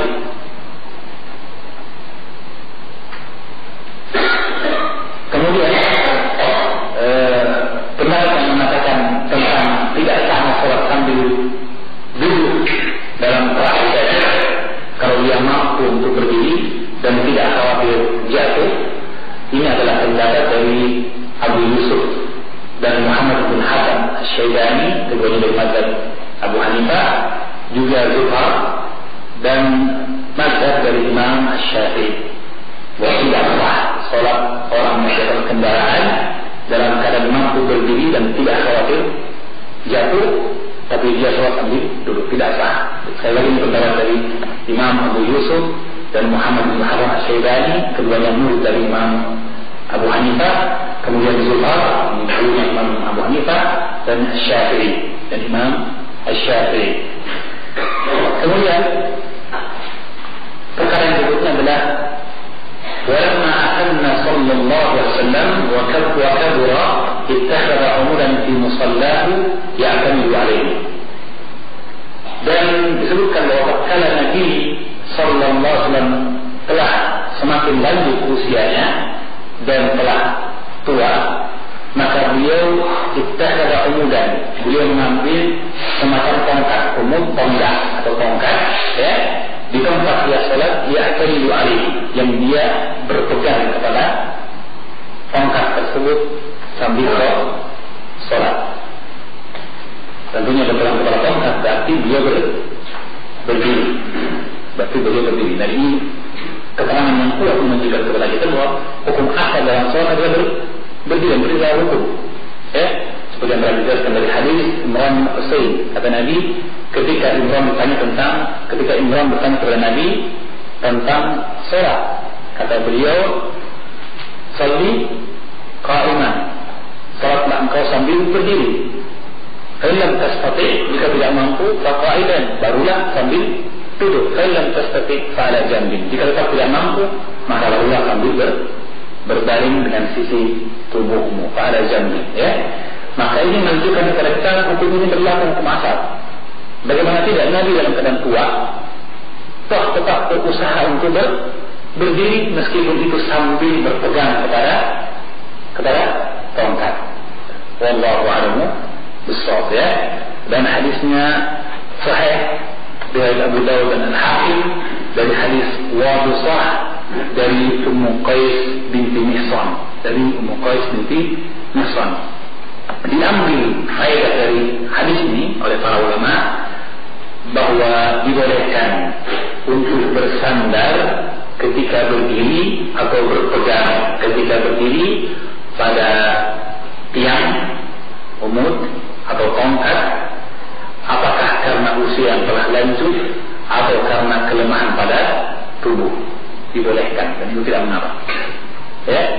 Dan ini berbeda dengan sebuah kejadian yang lain dalam sebuah hadis Sahih Bukhari ketika Nabi sallallahu alaihi wasallam masuk ke masjid, bahwa hadlan mamdudan baina tariyatain, maka beliau tiba-tiba melihat seutas tali, sebuah tali tambang yang dia terbentang di antara dua buah tiang. Faqala, maka dia mengatakan, "Liman hada?" Punya siapa ini? Atau untuk siapa ini? Maka berkata para sahabat, "Ya Rasulullah, hadhihi min Zainab." Dia ini milik Zainab, talinya Zainab putri Rasulullah juga, ya. Yang dia sholat malam, idza khatat, jika dia capek, ta'allaqat, maka dia pun berpegang pada tali tersebut. Sholat malam, sholat lain, ya. Ini tadi tongkat sama tiang. Ada Zainab pakai tali. Ya. Maka dia mengatakan, "Kulluhu, lepaskan ini, lepaskan tali ini. Wal yusalli ahadukum nashatahu." Hendaklah seorang di antara yang salat dalam keadaan dia gesit. Kemudian kata Nabi, "Fa inna Allah la yamallu hatta tamallu." Karena Allah tidak akan jenuh dan bosan sampai kalian sendiri bosan dari ibadah itu. Ya. Keterangannya bahwa Nabi mengatakan lepaskan tali ini. Ya, belum larang. Karena beliau hendaklah sholat dan kalian sholat dalam keadaan dia nasyat, dalam keadaan dia bugar, dalam keadaan dia sehat. Nasyat, dalam keadaan dia tidak ngantuk. Kata Nabi, karena sesungguhnya Allah tidaklah jenuh dan bosan hingga kalian bosan. Artinya Allah tidak akan pernah bosan seorang beribadah kepada yang menyembahnya. Tetapi hamba ini bisa bosan. Dan kalau hamba bosan, dia yang rugi. Dia memaksakan dirinya sendiri, memaksakan dirinya sendiri. Ya, maka tidak boleh. Akhirnya ini konteksnya berbeda. Kenapa? Karena kejadian ini kejadian dalam sholat sunnah. Dengan Nabi sholat sambil berpegang pada tiang atau pada tongkat. Kenapa? Karena dia sholat wajib. Ya, dan sholat wajib mesti dilakukan, meskipun sahih juga dilakukan, kan? Meskipun dalam keadaan ketakutan berperang bahkan juga dilakukan. Adapun sholat sunnah, maka tentunya dia dikerjakan mendapatkan pahala. Jika pun ditinggalkan tidak berdosa. Maka kalau begitu, kalau seseorang kemudian dalam keadaan menantu yang sangat, tidak boleh memaksakan diri. Dia seperti kejadian dengan Zainab ketika dia sholat malam memaksakan dirinya, meskipun harus berpegang kepada tali di masjid. Maka Nabi perintahkan untuk melepas tali itu, tidak boleh. Dan hendaklah dia sholat kalau dalam keadaan sehat. Jadi kalau begitu hendaknya dia berbaring, duduk atau berbaring, ya, istirahat. Setelah agak tenang sedikit, agak enak lagi kembali, baru dia sholat. Segar kembali baru dia sholat, ya. Karena bahaya juga jika sholat dalam keadaan mengantuk. Ya, kenapa? Jangan sampai dia terjatuh yang itu membahayakan dirinya sendiri, ya, kepalanya terbuntur, ya, atau bahkan kemudian saya namanya beri. Jadi tidak tahu kata Nabi. Mungkin dia berniat untuk berdoa kepada Allah, tapi justru mendoakan dirinya dengan kebinasaan. Ya, karena dia tidak begitu sadar. Tidak begitu sadar, ya kan? Kalau pikirannya mengantuk, ya, maka yang dikhawatirkan ada bahaya-bahaya seperti itu. Wallahu a'lam bishawab. Jadi ini faedah yang kita ambil bahwa bolehnya sholat dengan berpegang kepada tiang ataupun kepada tongkat jika kita telah sampai pada usia tua atau dalam keadaan lemah sakit badannya. Ya, tetapi kalau dalam keadaan sakit juga tak boleh sambil duduk tentu saja.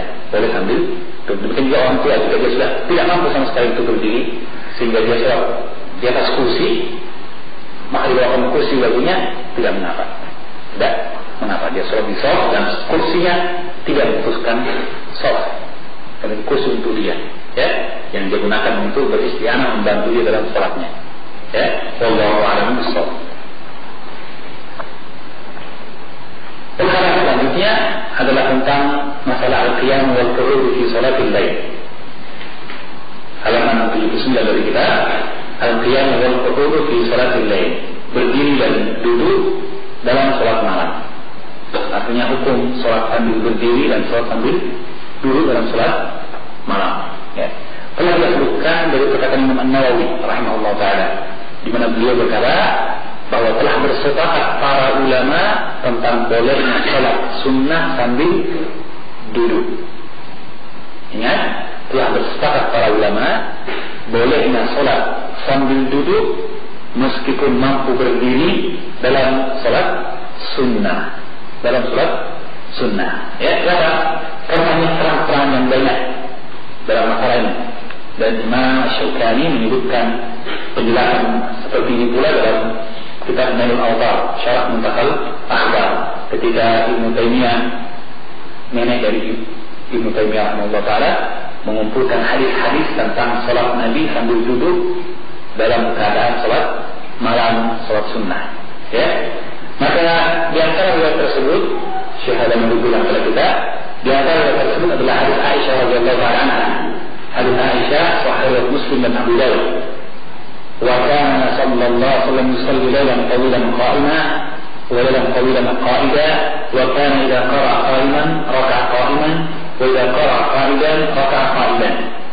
Adalah Nabi kata Aisyah salat malam yang panjang sambil berdiri dan malam yang panjang sambil duduk.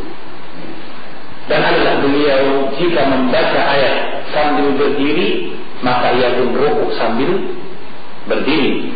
Dan jika dia membaca ayat sambil duduk, maka ia pun rukuk sambil duduk. Artinya rukuknya ikut dengan bacaannya. Rukuknya ikut dengan bacaannya. Sehingga ada keterangan juga di mana Nabi saya sambil duduk, pertama kali saya sambil duduk Allahu Akbar, karena saya duduk. Setelah itu kemudian setelah tersisa beberapa ayat, beliau berdiri, tidak bertakbir, berdiri dan melanjutkan bacaan beberapa ayat. Setelah itu beliau rukuk. Rukuknya sambil berdiri juga, karena bacaannya sambil berdiri. Meskipun kebanyakan bacaannya sambil duduk. Ya. Setelah itu beliau sujud. Ya. Sebaliknya ada Nabi membaca sambil duduk terus. Maka ketika dia rukuknya pun sambil duduk. Ya, dan ada dalam sini Nabi berdiri terus membaca, maka ketika dia rukuknya sambil berdiri. Jadi bukan membaca bacaan misalnya panjang, setelah mau rukuk duduk, kemudian rukuk sambil duduk, tidak begitu. Ya, atau sebaliknya dia sholat sambil duduk, ya, dengan bacaannya. Ketika akan rukuk dia berdiri, kemudian takbir dan rukuk sambil berdiri. Tidak begitu ya. Kalau dia mau rukuk sambil berdiri, maka sebelum selesai dari bacaan dia berdiri dulu dan melanjutkan bacaannya. Setelah itu barulah kemudian dia rukuk sambil berdiri. Wallahu a'lam bishawab. Jadi ini keterangan dari hadis Aisyah radhiyallahu ta'ala anha. Hadisnya sahih riwayat Muslim dan Abu Dawud. Kemudian disebutkan dalam riwayat yang lain, wa kana ahyanan yusalli jalisan, dan adalah Nabi kadang salat sambil duduk. Ayat Qur'an wa jalisan, maka dia pun membaca ayat-ayat dalam keadaan duduk. Jadi takbiratul ihram sambil duduk. Ya. فإذا بقي من قراءته قدر ما يكون 30 أو 40 آية قرأ وهو قائم. Maka tatkala tersisa dari bacaannya sekadar 30 atau 40 ayat, maka beliau pun berdiri, faqara wa huwa qa'im. Maka beliau membaca ayat sambil berdiri. Thumma raka'a wa sajada, kemudian beliau rukuk dan sujud. Thumma yasna'u fi raka'ati tsaniyah mithla dzalik. Kemudian berbuat pada rakaat yang kedua seperti itu pula. Hadisnya sahih Bukhari Muslim. Ya, jadi kejadian yang kedua tentang salat sambil duduk dalam keadaan mampu berdiri. Buktinya apa? Buktinya nanti ketika tersisa 30-40 ayat berdiri menunjukkan bahwa dia sejak awal mampu untuk berdiri. Tapi toh dia memilih salat sambil duduk di awalnya, di awalnya. Ya. Kemudian وإنما صلى الصبح, dan ada Nabi sallallahu alaihi wasallam salat subhatnya sunnah, salat sunnah qa'idan sambil duduk di akhir hayati lamma asanna, itu di akhir hayatnya tatkala beliau telah berusia lanjut. Wa dzalika qabla wafatihi bi'amin, dan ini sebelum wafatnya beliau, setahun sebelum wafatnya. Nah, ini menunjukkan kepada kita bahwa untuk orang yang tahu kita bahas orang tua yang sholat sambil berpegang kepada tiang atau pada tongkat, dari perbuatan Nabi bahwa Nabi berbuat seperti itu. Tapi itu bukan berarti harus seperti itu, ya, karena keadaan renta, tua, dan keadaan sakit dan lemahnya tubuh, bagaimanapun memberikan izin kepadanya untuk sholat sambil duduk, dan itu dilakukan oleh Nabi setahun sebelum wafatnya beliau, seperti dalam hadis sahih Muslim dan Imam Ahmad. Ya, akan tetapi kalau dia memaksakan dirinya untuk sholat sambil berpegang kepada tongkat, maka dapatkan pahala yang besar tentu saja di sisi Allah Subhanahu wa Ta'ala. Karena kaidah yang mengatakan al-ajru ala qadri masyaqqah, bahwa besarnya pahala tergantung dari besarnya usaha dan perjuangan kita dalam melaksanakan satu bentuk ibadah itu. tentu saja tetap dengan mengingat tidak boleh memaksakan diri, tidak boleh memperpayah diri sendiri. Ya, kalau sebarang kemampuan tidak tentu saja. Ya, wallahu a'lam bishawab. Kemudian wa kana yajlisu mutarabbi'an, dan adalah Nabi, kata Aisyah, dari hadis Aisyah, adalah Nabi sallallahu alaihi wasallam salat mutarabbi'an, sambil bersila. Sambil bersila, ya. Maka ini menunjukkan kepada kita tentang sifat salat duduk. Apa itu? Duduk sambil bersila, ya. Sebenarnya para ulama bersepakat bahwa duduk manapun dalam salat dalam keadaan sakit, ya, itu boleh. Apakah mau bersila atau duduk istirahat, ya, kaki yang diduduki, ya, maka dia sah saja, karena sesungguhnya orang yang sakit dia dipersilahkan untuk sholat dalam keadaan apa yang mampu dia melaksanakannya. Ya? Maka jika dia mampu sholatnya sambil duduk bersila lebih lapang bagi dia, maka sah sholatnya. Jika duduk istirahat seperti duduk tasyahud itu lebih mudah bagi dia, maka tidak mengapa. Bahkan dibahas oleh para ulama tentang duduk muhtadiyan. Duduk muhtadiyan itu duduk yang terlarang oleh sholat Jumat.